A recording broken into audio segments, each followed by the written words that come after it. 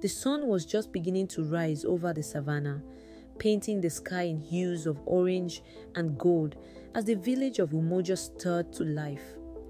Nestled between rolling hills and a dense baobab forest, Umoja was a place where tradition and nature intertwined seamlessly. Smoke curled from the thatched roofs of mud huts, and the scent of millet porridge wafted through the air, mingling with the earthy aroma of dew-kissed grass. Today was no ordinary day. Today, Kabiru, the chief's youngest son, would undergo his rite of passage, a test that would mark his transition from boyhood to manhood. The entire village had been preparing for this moment, and the air was thick with anticipation. I remember it vividly, as if it were yesterday. I was there, sitting under the great baobab tree, watching the elders prepare for the ceremony. The women sang traditional songs, their voices harmonizing with the rhythmic beats of the drums, while the men gathered near the fire pit, their faces solemn as they discussed the details of the hunt. Kabiru stood at the center of it all, his lean frame draped in a white shukka, the traditional cloth worn by initiates. His eyes were wide with a mixture of excitement and fear, and his hands clenched and unclenched at the sides as if trying to steady his nerves. At 16, he was tall for his age, with wiry muscles honed from years of herding goats and fetching water from the river. But today, he would face a challenge unlike any he had ever known. The rite of passage was simple in concept, but grueling in execution. Kabiru would have to venture into the wilderness alone, armed only with a spear and a knife, and return with a worthy kill. It wasn't just about hunting, it was about survival, courage, and wisdom. The elders believed that the spirit of the ancestors would guide him, but only if his heart was pure and his intentions honorable. As the sun climbed higher, the village gathered to send Kabiru off. His mother, Mama Nia, stepped forward, her hands trembling as she tied a beaded bracelet around his wrist. The bracelet was made of red and black beads, each one representing a prayer for protection and strength. "This is for protection," she whispered, her voice thick with emotion. "Remember, my son, the forest is not your enemy. It is your teacher. Listen to it, and it will guide you." Kabiru nodded, his jaw set with determination, but I could see the flicker of doubt in his eyes. Behind Mama Nia stood his father, Chief Jabari, a tall, broad-shouldered man with a voice that commanded respect. He placed a hand on Kabiru's shoulder and said, "You carry the pride of our family and our village. Do not falter." The village elder, Nzikito, raised his staff and the crowd fell silent. Nzikito was a wiry man with a face etched by time and wisdom, his eyes sharp and piercing. His voice was deep and resonant, carrying the weight of generations as he began to speak. "Kabiru, today you walk into the wilderness as a boy, but you will return as a man. The spirits of our ancestors will watch over you. Do not fear the unknown, for it is in the unknown that we find our strength." He paused, his gaze sweeping over the gathered villagers. This rite is not just for Kabiru. It is a reminder to all of us that life is a journey, and every step, no matter how difficult, brings us closer to who we are meant to be. With those words, Kabiru turned and walked towards the edge of the village. The drums grew louder, the rhythm echoing in my chest, and I watched as he disappeared into the tall grass, his figure growing smaller and smaller until he was swallowed by the vastness of the savannah. The hours passed slowly, each one stretching like the shadows cast by the midday sun. The village went about its daily tasks, but there was an undercurrent of tension that couldn't be ignored. Mama Nia kept glancing toward the horizon, her hands clasped tightly together as if in prayer. The children played quietly, sensing the gravity of the day, while the men gathered in small groups, speaking in hushed tones about their own rites of passage. Even the animals seemed to sense something was different. The birds chirped less, and the goats huddled closer to the huts as if seeking comfort. I sat under the baobab tree, my mind wandering to the stories I had heard about the wilderness, stories of lions, hyenas, and spirits that tested the courage of young initiates. I wondered what Kabiru was facing out there. alone in the vast, untamed land. As the sun began to dip toward the horizon, casting long shadows across the village, a cry went up. "He's back! Kabiru is back!" The word spread like wildfire, and everyone rushed to the edge of the village, their eyes scanning the horizon. There, in the distance, was Kabiru. He was limping, his shuka torn and stained with dirt and blood, but slung over his shoulder was the carcass of a young antelope, a worthy kill. The sight of him sent a wave of relief and pride through the village. The women ululated, their voices piercing the air, while the men beat their drums with renewed vigor. Mama Nia ran toward him, tears streaming down her face, but Mzikito held up a hand to stop her. "Let him come to us," he said. "This is his moment." Kabiru approached slowly, his steps deliberate despite his obvious exhaustion. His face was streaked with sweat and dust, and his arms trembled under the weight of the antelope, but his eyes shone with pride. When he reached the edge of the village, he knelt before Mizikito and placed the antelope at his feet. "I have returned," he said, his voice steady but filled with emotion. The elder nodded, a rare smile breaking across his withered face. "You have done well, Kabiru.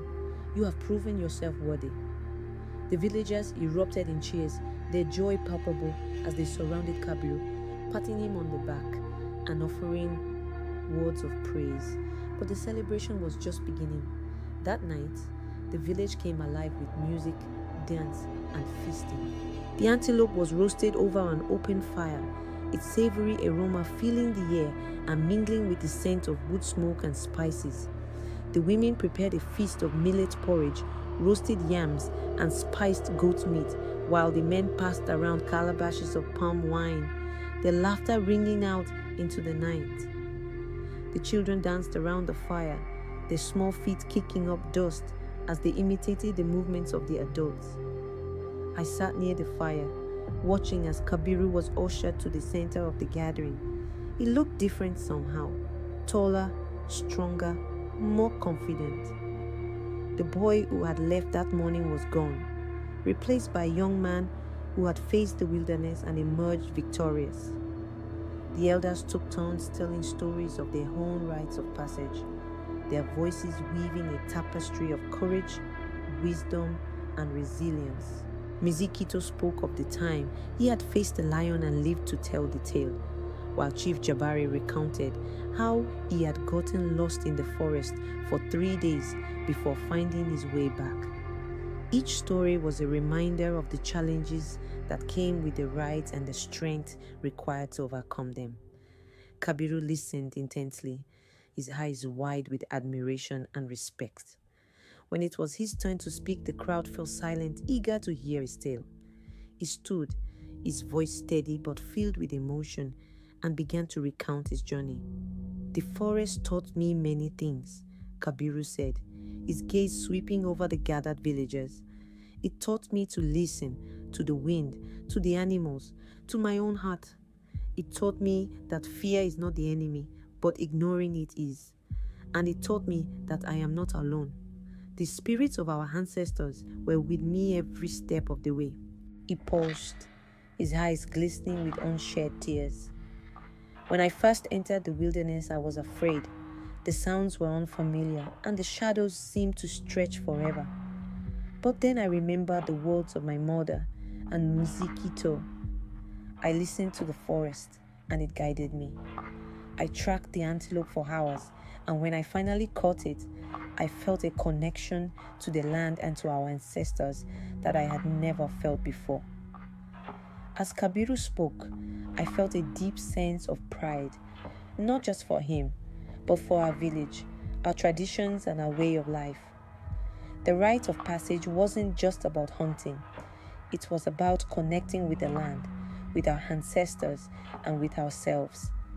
It was a reminder that life is a journey, and every step, no matter how difficult, brings us closer to who we are meant to be. The villagers listened in rapt attention, their faces reflecting a mixture of pride, respect, and awe.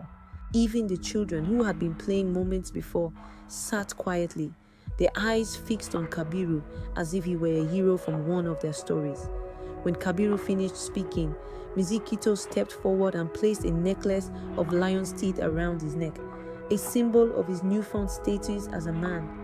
The crowd erupted in cheers, their voices rising into the night sky like a chorus of celebration. The drums began to beat again, their rhythm infectious, and soon the entire village was dancing around the fire. Kabiru joined in, his movements confident and graceful, his face glowing with joy and pride.